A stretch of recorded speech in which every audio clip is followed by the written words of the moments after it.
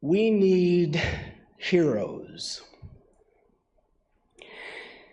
Heroes help us define the limits of our aspirations.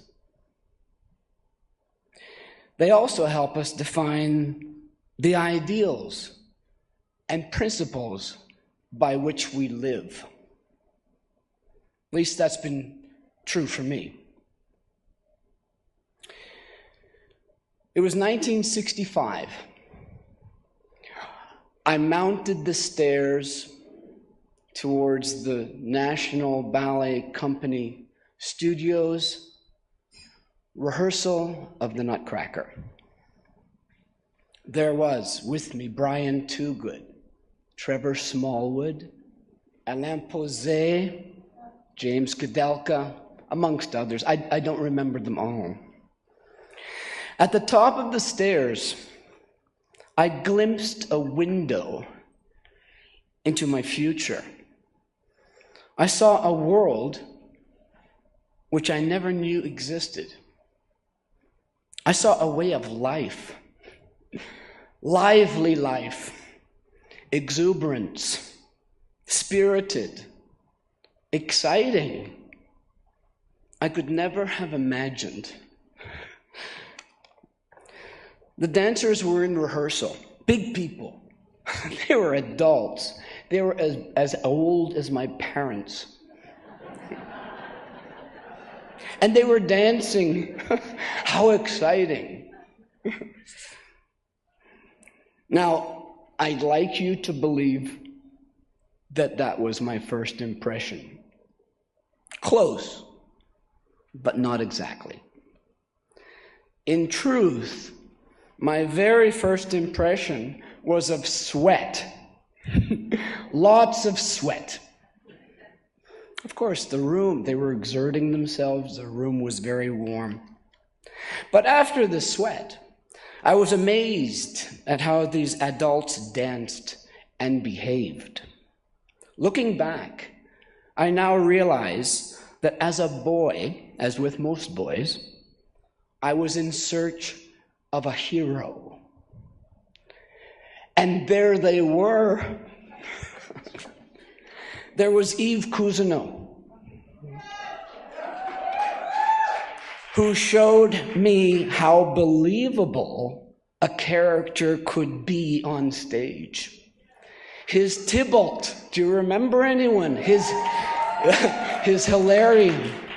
Hilarion was outstanding. There was Howard Marcus. His clean and effortless technique took my breath away. Andrew Oxenham's strong physical appearance. Andrew later became a photographer, turning stillness into movement. I remember Charles Kirby and Alistair Munro manipulating Karen Bowes in the air with grace and ease in the Arabian dance. Later, Charles showed me how supportive an actor can be on stage to another, especially before the dreaded first act solo in Eric Brunn's Swan Lake. There was Jeremy Blanton. He showed real leadership, and he showed me how it was possible to remember not only his own steps, but everyone else's. He has such an incredible memory. I'd never known anyone like that before. Clinton Rothwell. He demonstrated his raw, deliberate movements with an air of intimidation. He had a face that looked like it belonged behind a motorcycle. Do you know? I later found out that he actually owned a motorcycle. He just didn't belong to a gang. His performance of Mercutio, and especially the wolf in Lulu, stand out to me. There was Murray Kilgore, with his clean, effortless technique. He was remarkable in many roles, in particular, the teacher in The Lesson and in Solitaire. Now I have to take a moment. Martien van Hamel, in front of everyone here, I congratulate you on that performance I witnessed. It was 1966. It was a beautiful, beautiful performance. Thank you. Later in school, Murray Kilgore and Nancy Schwenker taught me partnering in school. I learned from them the art of partnering, the art of pas de deux. Lawrence Adams, with his undeniable charisma and bold movements, his charisma reached over the footlights. Even in the studio, he was riveting. He was the most brilliant Mercutio I had ever seen. And then there was Earl Krull. Earl Krull. I saw him dance 3 years earlier when I was 9 years old in Hamilton, in my first ballet, La Sylphide. After I got into the company, and I was dancing in principal roles, I performed my first Romeo. He knew how difficult that role